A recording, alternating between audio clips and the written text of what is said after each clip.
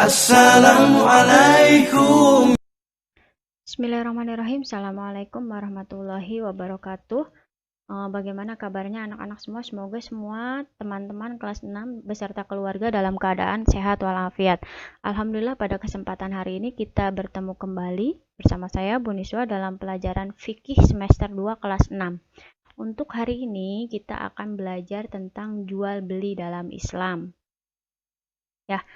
Oke, sebelum kita belajar kita membaca doa terlebih dahulu. Bismillahirrahmanirrahim. Rabbi zidni ilman warzuqni fahma. Ya Allah, tambahkanlah ilmu yang bermanfaat kepadaku dan rizkikanlah aku pemahaman dalam mempelajari ilmu. Baik, dalam pelajaran jual beli kelas 6 kita akan membahas poin-poin sebagai berikut. Yang pertama, pengertian jual beli, kemudian syarat jual beli, hukum jual beli, rukun jual beli, macam-macam jual beli yang diperbolehkan dan yang dilarang, barang-barang yang haram diperjualbelikan, lalu yang terakhir khiyar atau proses memilih. Nanti kita akan kupas bahas satu persatu poin-poin ini.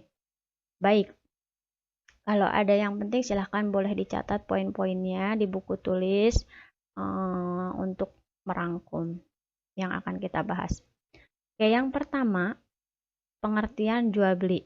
Jual beli definisinya yaitu ya tukar menukar barang. Barang di sini bisa berupa barang langsung, barang seperti makanan, minuman, sayuran, kendaraan, misalkan seperti itu ya, aset. Aset itu bisa berupa rumah, tanah, seperti itu ya.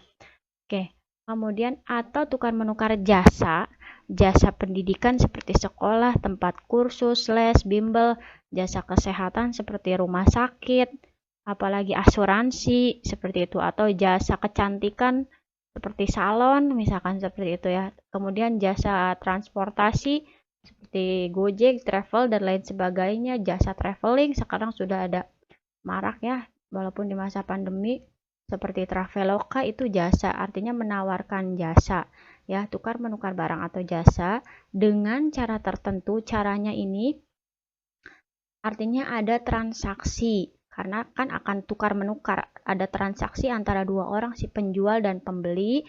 Kalau zaman dulu itu transaksinya disebut sistem barter karena belum dengan uang tunai.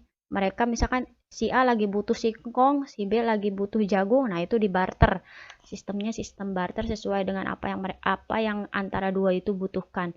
Kalau hari ini tentunya sudah memakai cara pembayaran uang tunai atau non tunai. Kalau tunai berarti dengan uang langsung, kalau non tunai teman-teman hari ini bisa membayar dengan e-money ya, bisa dengan GoPay, ShopeePay, apalagi Dana dan lain sebagainya, atau bisa dengan pakai kartu debit, kartu kredit seperti itu.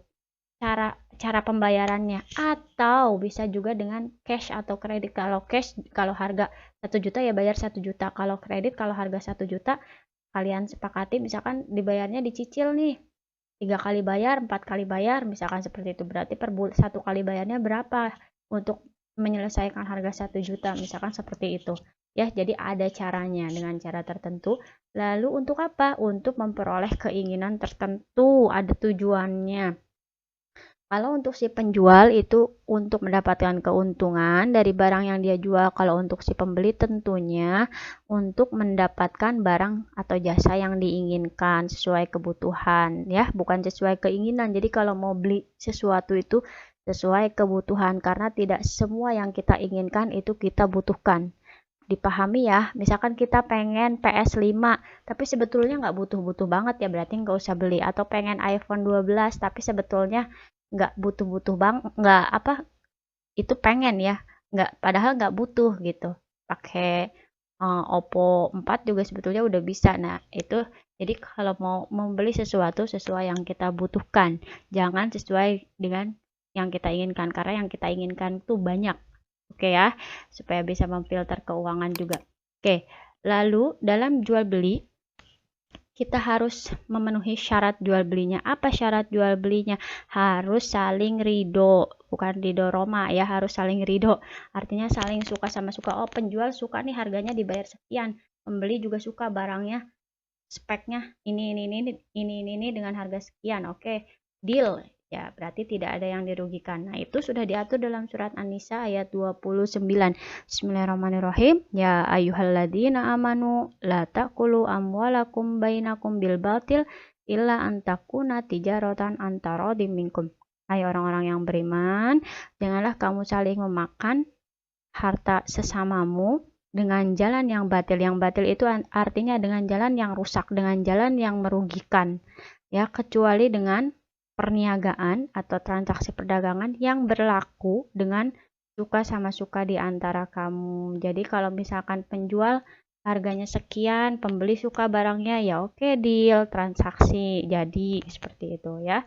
Jadi kalau pembelinya nggak suka nih barangnya, tapi kok barangnya ini harganya 2 kali lipat, misalkan, ya jangan diteruskan karena syaratnya harus saling ridho. Baik, kalau tadi syarat jual beli, kalau yang ini berarti hukum jual beli, artinya dibolehkan nggak sih ada jual beli itu. Nah, ini Allah menjelaskan dalam surat Al-Baqarah 275. Bismillahirrahmanirrahim. Ayatnya aslinya panjang, tapi untuk dalil sendiri tentang jual belinya yaitu cukup wa halallahul bai'a wa harramar riba. Allah telah menghalalkan jual beli dan mengharamkan riba. Tuh ya, jadi boleh, mubah. Nah, kalau tadi dalil yang pertama tentang hukum awalnya jual beli itu boleh, artinya halal ya.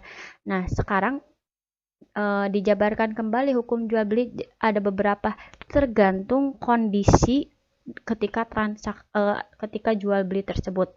Misalkan kondisinya itu seperti apa. Nah, kalau boleh berarti boleh. Penjual harganya sekian, pembeli setuju dengan harga sekian, barangnya ini berarti boleh ya.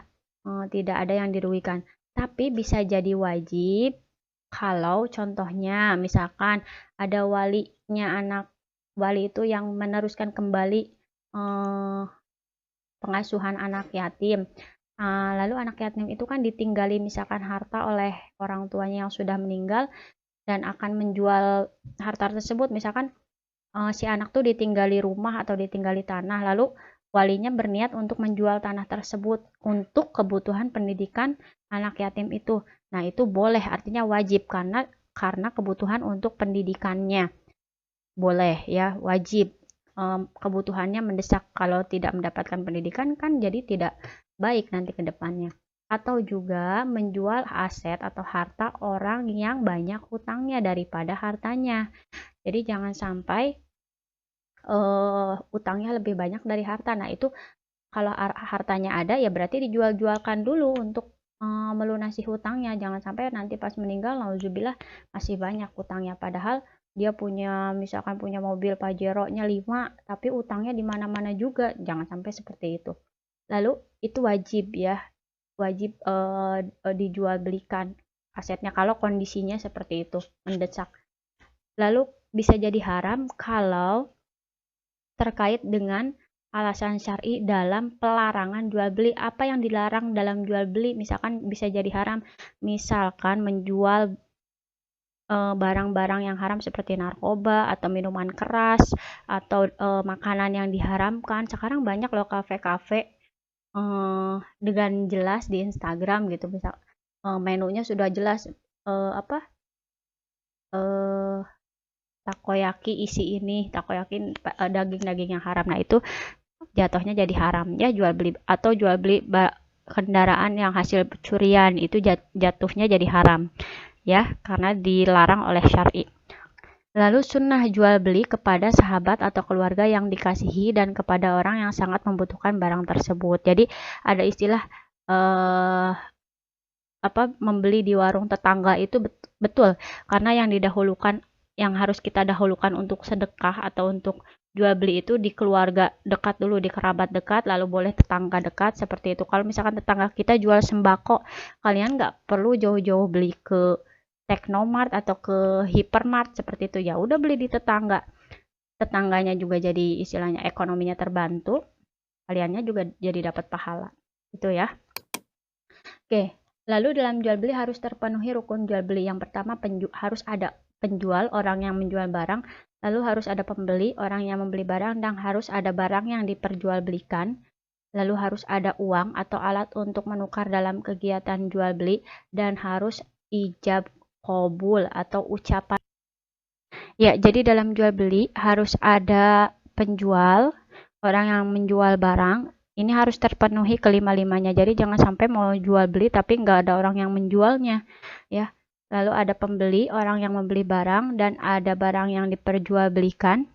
Lalu ada uang, alat untuk menukar dalam kegiatan jual beli, dan harus ada ijab kabul. Nih, saya jual harganya sekian, ciloknya harganya 5.000, isi 10 misalkan. Setuju nggak yang pembelinya? Ya udah, ini aku beli deh gitu. Jangan pakai deh kata aku beli misalkan seperti itu. Oke, cukup ya, berarti terpenuhi rukun jual belinya, sah jual belinya, diterima dan mendapatkan pahala insya Allah. Itu ya. Jangan ketinggalan syarat saling ridhonya. Itu ya, saling suka barangnya. Oke, untuk tugasnya silahkan teman-teman tadi yang sudah dijelaskan. Yang pertama, berikan satu contoh kegiatan dari jual beli yang hukumnya mubah atau boleh halal. Ya. Lalu yang kedua, berikan satu contoh kegiatan dari jual beli yang hukumnya haram. Bebas ya, tidak perlu sama yang dijelaskan. Jadi contohnya misalkan Aska membeli motor curian dari siapa misalkan, itu kan jatuhnya haram ya. Langsung ke contoh ya. Kemudian berikan satu contoh kegiatan dari jual beli yang hukumnya sunnah, yang tadi itu ya. Langsung contohnya bagaimana. Lalu nomor 4 terakhir, berikan satu contoh kegiatan dari jual beli yang hukumnya wajib.